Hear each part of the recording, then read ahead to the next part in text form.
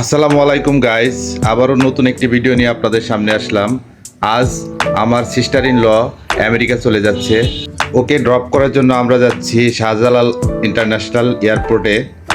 আপনারা দেখতে পাচ্ছেন এয়ারপোর্টের গেটে অলরেডি আমরা প্রবেশ করেছি।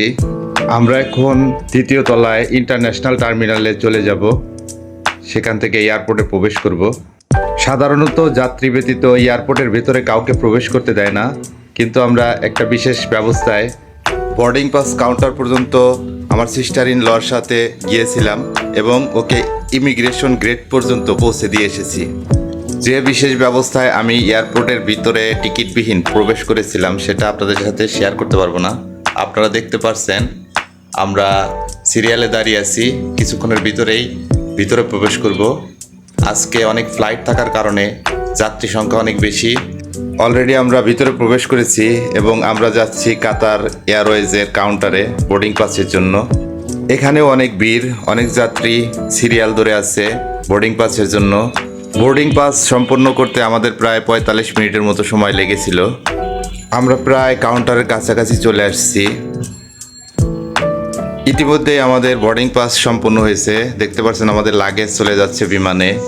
আরও অনেক যাত্রী অপেক্ষায় আছে বোর্ডিং পাসের জন্য। কাতার এয়ারওয়েজের এই ফ্লাইটটি 10:55 ফ্লাই করবে। ইতিমধ্যে আমরা ইমিগ্রেশন গেটে চলে আসছি। দেখতে পাচ্ছেন আমার সিস্টার ইন ল ইমিগ্রেশনে প্রবেশ করছে। ইমিগ্রেশনের ভিতরে যাওয়ার পারমিশন আমার নাই, তাই আমার সিস্টার ইন লকে বিদায় জানিয়ে আমি চলে আসছি। এইটা হলো 1 নাম্বার কাউন্টার, এইটা 2 নাম্বার কাউন্টার। এই এয়ারপোর্টে 5টি কাউন্টার আছে আর ইমিগ্রেশন পয়েন্ট আছে 3টি। আপনারা দেখতে পাচ্ছেন প্রত্যেকটা কাউন্টারে ভিড়। এটা 3 নাম্বার কাউন্টার। এই কাউন্টারটিতে একটু কম ভিড়। এটা হলো 4 নাম্বার কাউন্টার। 4 নাম্বার কাউন্টারেও অনেক ভিড়। এখানকার বেশিরভাগ যাত্রী মধ্যপ্রাচ্য যাবে, আমাদের রেমিটেন্স যোদ্ধা।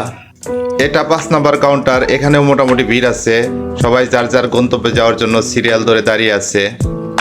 আপনারা দেখতে পাচ্ছেন এখন হজের সিজন। আপনারা দেখতে পাচ্ছেন অনেকেই হজে যাচ্ছে।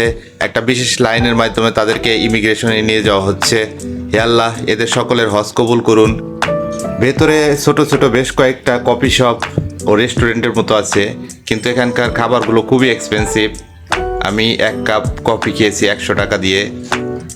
এইখানটায় টয়লেট লেডিস ও জেন্টস পাশাপাশি। ইন্টারন্যাশনাল টার্মিনালের অভ্যন্তরীণ পুরো ভিউটা দেখুন। আমার চলে যাওয়ার সময় হয়েছে। আমার সাথে থাকার জন্য সকলকে ধন্যবাদ।